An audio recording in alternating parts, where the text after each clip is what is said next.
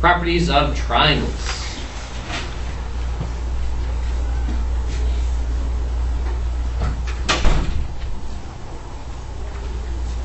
Okay, specifically, we're going to talk about corresponding parts.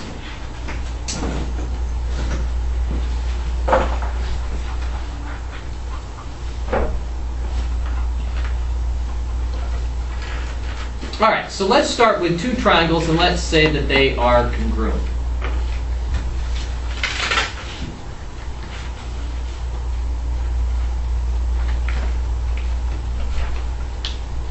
A, B, C,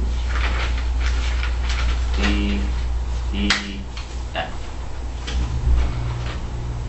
All right, and I'm going to say that triangle ABC here is congruent to triangle FED. Now, when we write our congruent statement, and that's what that statement, this little thing means, that means congruent.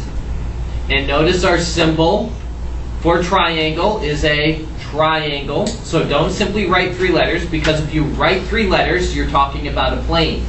You have to use the correct symbol. So you put that symbol triangle there. I know that you're talking about a triangle. Notice how these vertices line up. A corresponds to F.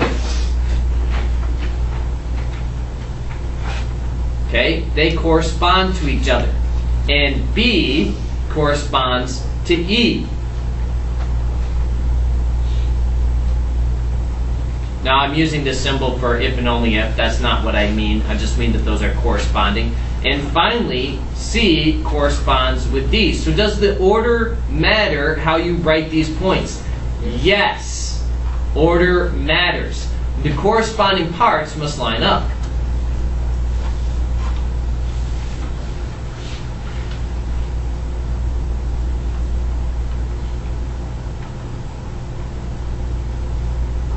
So if these two triangles are congruent, now it doesn't make sense to say that a vertex is congruent to another vertex. It's a point. There's no way to measure it.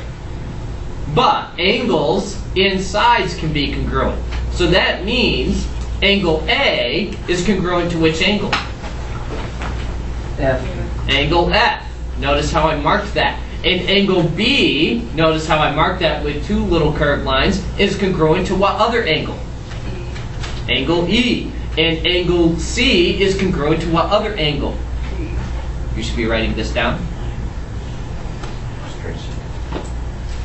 All right, now, what side? Now, sides are named with how many points? Sides are named with how many points? 2. So segment AC corresponds with what other segment? DF. Oh, FD. Yes, FD. Segment AB corresponds with which other segment? EF or FE. FE. Segment BC corresponds with which other segment? Huh? ED. All we're doing really is talking about the corresponding parts. All right, so let's draw another triangle.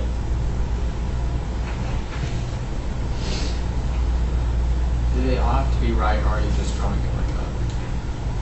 I'm just trying to draw 2 triangles that look somewhat similar. All right, so let's say that these are congruent.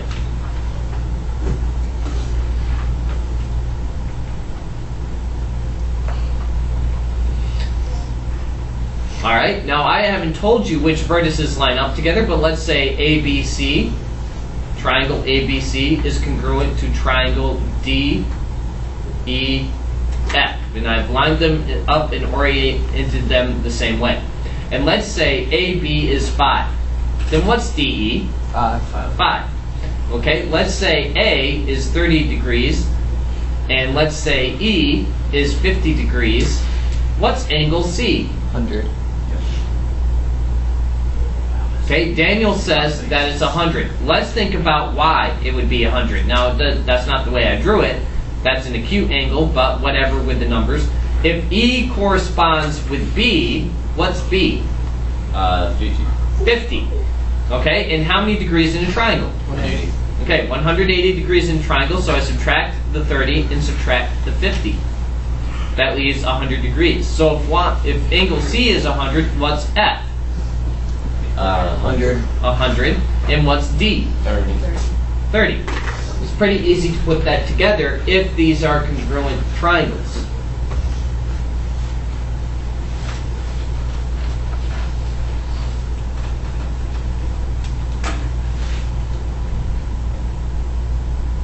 Any questions so far?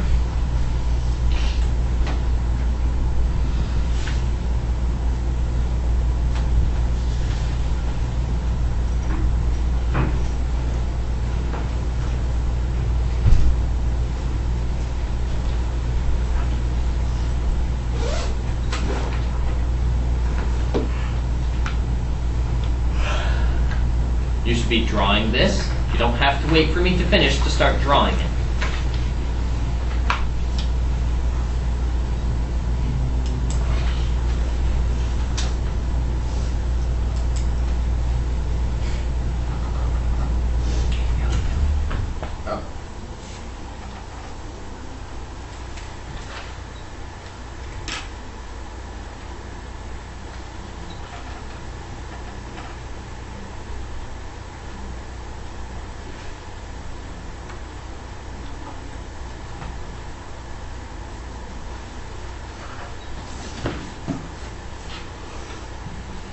Alright, let's list the corresponding parts.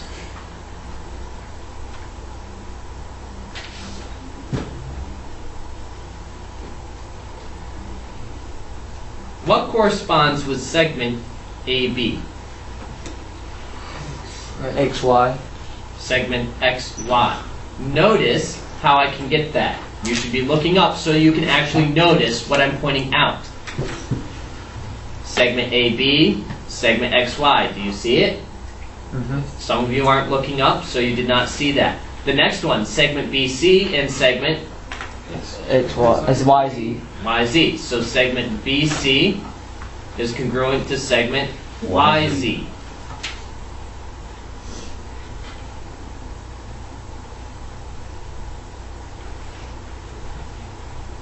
Okay, notice how I get the next one. Segment CD and segment what? And ZW. You see how I'm getting it right from the congruent statement? Yes. Okay, what would be the last one then? DAWX. Okay, we could say DA is congruent to WX. We need to get like those two. And then AC. Well, Oh, no, that couldn't work. AC. okay, we only have 4 sides, right? Yeah. Okay, so we have our 4 sides. Those are the 4 congruent sides. The order that I list the points in the congruent statement matters. What corresponds to angle A? X. Angle X. And what corresponds to angle B? W. Y. What corresponds to angle B? W. Y. What corresponds to angle B? Y. Y. Angle Y. The order matters. Do you see that, Evan? Yes, I do. Okay. What corresponds to angle C? Z. Angle Z. What corresponds to angle D? W. Angle W. You get them right from the congruent statement.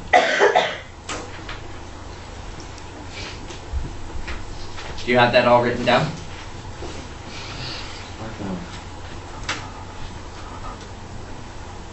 All right.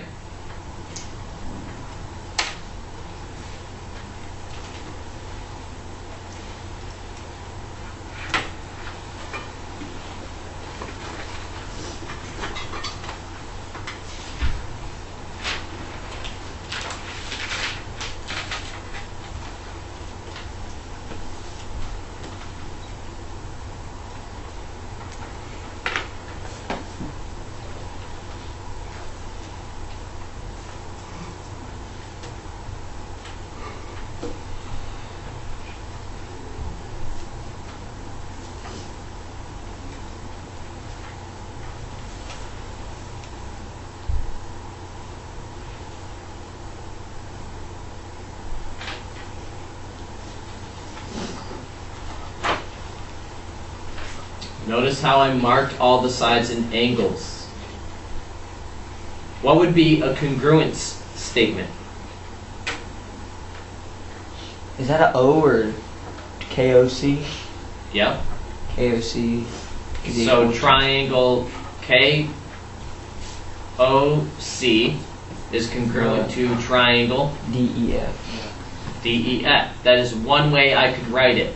I could also do triangle EFD, all right, is congruent to what? C. Okay, what corresponds with E? O, CK. CK. You must line up the corresponding parts. The order matters. So if I start with E first, then I have to start with O on the next one. What if I had triangle DFE? Okay. What is the corresponding part? What corresponds with D? K. And then with F. And then with E. O. The order matters.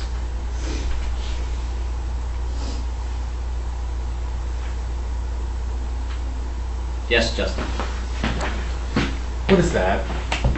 K. That is a K. Okay, let's go on then and see what else we might be able to figure out.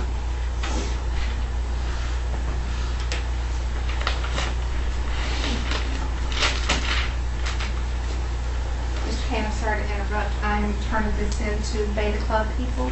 These are the containers that you need to make in order to put in classrooms. So you can either recycle a jug or you can go to Dollar Tree and buy some. Make it pretty. The ones with your names are the ones that you need to find locations in the community. But it could be your church, it could be somebody's work.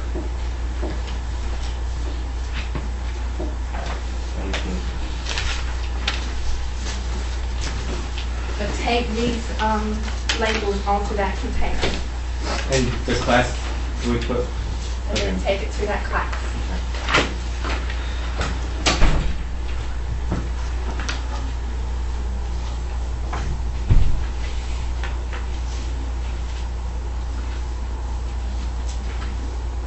Okay, so we have two triangles here.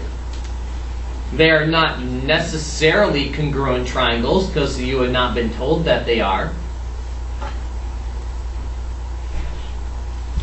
But you put those little That line just means figures those- in the angles. I have marked The two angles. angles. That is correct. But I've marked how many angles? 2. Two. Would it be possible that those not be congruent? Sure. Those angles could still be equal if I have that situation. That triangle is obviously bigger than this one. But the angles might be all the same still. These two angles are what? Vertical. So 50 equals y plus 5. So what's y? So what's y? 45. Okay? What's 2x equal? 2x equals 60. Okay? Because of these. So x equals, 30. all right? Now, I have to get w and z.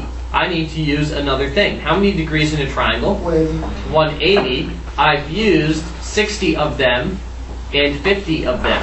So minus 110 70. leaves 70. So z is 70, which means w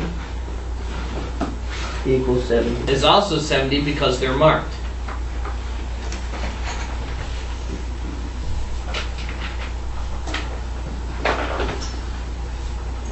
Okay, last thing. Third angle theorem.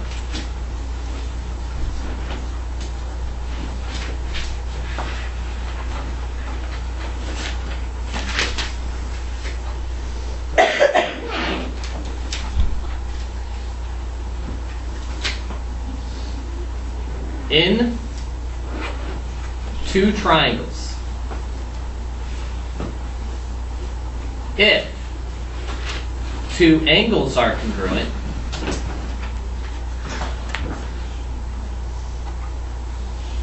then their third angles are also congruent.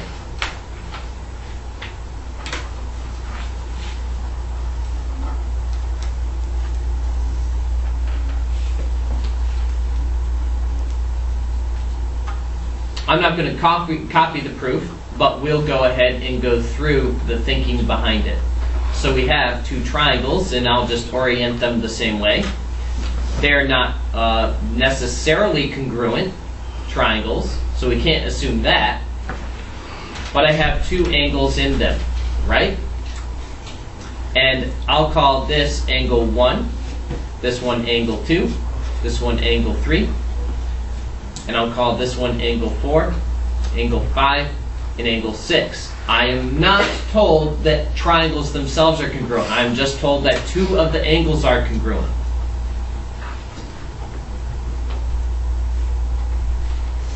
All right, so here is the thinking. How many degrees are in a triangle?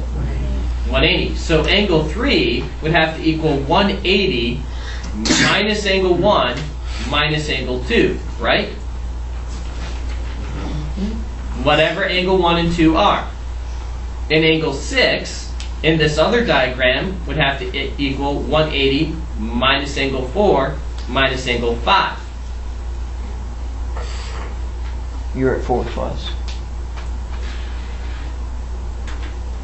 But angle 1 equals angle 4 and angle 2 equals angle 5, right? Right. So, using substitution, angle 6 equals 180 minus angle 2 and minus angle 1. So these are the same, right? That's the thinking behind the proof of the third angle theorem. Okay, could you lift that up? That is not the official proof, that is the thinking behind it.